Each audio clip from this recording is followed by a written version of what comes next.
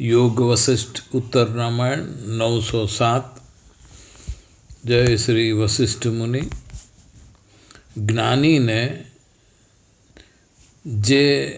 जेने परम ज्ञाननी उपलब्धि थई चूकी है तेमनी शारीरिक मानसिक क्रिया चेष्टा वर्तमान में आवता कर्म ने कोईपण प्रतिक्रिया आप्या वगर समभावे समता साथे थईने प्रारब्ध तो भोगवे ज छूटको छे तेम गणीने पसार करे छे। कर्मनी क्रिया घटता कोई संकल्प विकल्प उठता नहीं। वर्तमान कर्म करवाथी कर्म करवावाळो हाजर रहतो नहीं एटले अभिमान ऊभुं थतुं नहीं। आ क्रियाथी कोई संस्कार ऊभा थवा देता नहीं तेनी सावधानी राखे छे। लोक दृष्टिथी जोता कर्म करवा छता आ ज्ञानी अकर्मित छे। आवा मुक्त पुरुष बंधन रहित थई प्रारब्धथी आवता कर्मों करीए ज जाय छे। तेमने संकल्प विकल्प कल्पना आदि मानसिक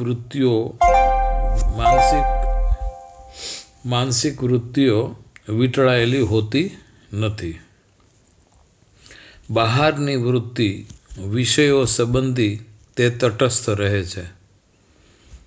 तेनी स्वयंनी स्व अर्थे कोई प्रतिक्रिया होती नहीं।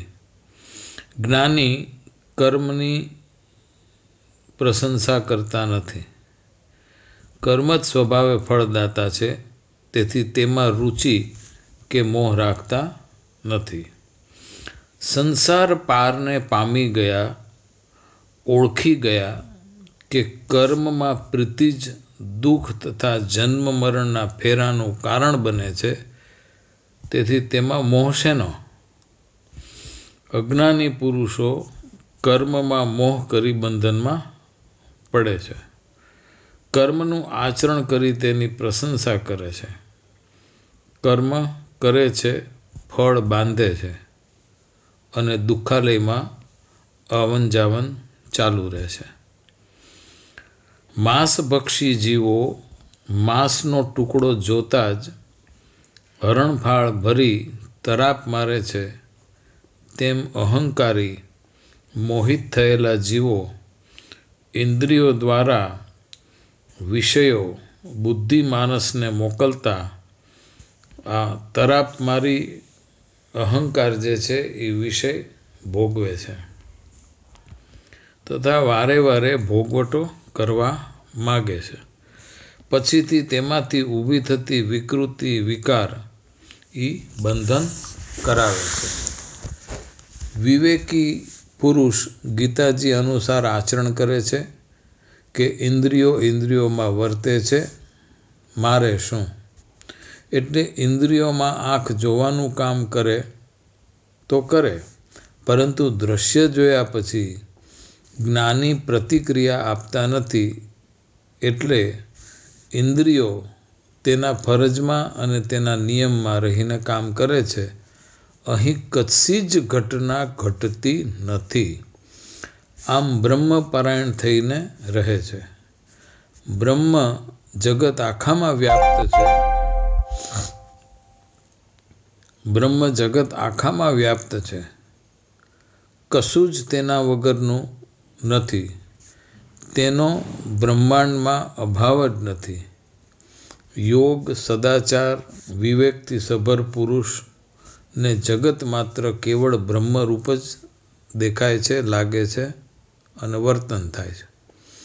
मृत्यु थता ज आपणे विभाग विनाना थई जईए छीए नाम रूप वगरना थई जईए छीए तेम जीवता जागता सर्व एक रस रूप ब्रह्म जणाता विभाग विनाना अने नाम रूप रहितना व्यवहार मुक्त पुरुषोना होय छे।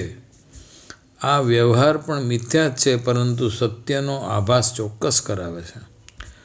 અધિષ્ઠાન આધાર કારણરૂપ ચૈતન્ય શુદ્ધ તથા અદ્વિતીય છે. જળમાં તરંગ છે જે ભેદ ઊભા કરે, પરંતુ વાસ્તવમાં જળ જ છે.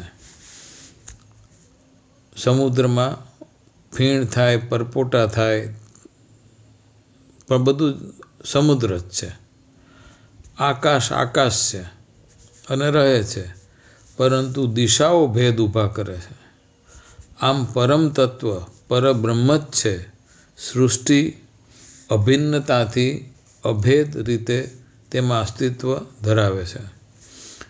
તરંગ દિશાની જેમ અજ્ઞાને કરીને દ્વૈતપણું, જુદાપણું ઊભું થાય છે. જ્ઞાનનિષ્ઠ મુક્ત પુરુષ જીવતા છતાં નહીં જીવતા જેવા છે. મૃત્યુ પામતા મૃત્યુ નથી હોતા, મૃત નથી હોતા. ફરી ફરીને ગોરખનાથજી યાદ આવે છે શિષ્યોને કહેતા, મૂળદે ઉઠ, મૂળદે બેઠ, મૂળદે ચલ. શાકની ભરેલી થેલી બહાર સ્કૂટરમાં લટકાવી હોય અને કોઈના ઘરે ગયા હોય તો કામમાં જીવ રહેતો નથી, જીવ બહાર થેલીમાં હોય. બરાબર. નાના બાળકવાળી માં ઘરે ઘરકામ કરવા આવી હોય, તેનો જીવ તેના ઘરમાં તેના બાળકમાં જ હોય. તેવી રીતે જ્ઞાનીનું મન હંમેશા બ્રહ્મમાં જ ચોંટેલું હોય. દેહથી કર્મો થતા રહે, કર્મો પ્રત્યે સભાન તે હોતા નથી. શ્રી કૃષ્ણએ કહ્યું છે, કર્મ તો કરવા જ પડશે. સાધુ થવાથી પણ મુક્તિ નથી કર્મથી. પરવરસ થઈને પણ કર્મ કરવા પડશે. બસ ફક્ત તેમાં તારી પ્રીતિ ન થજો. જય હો પ્રભુ, જય હો.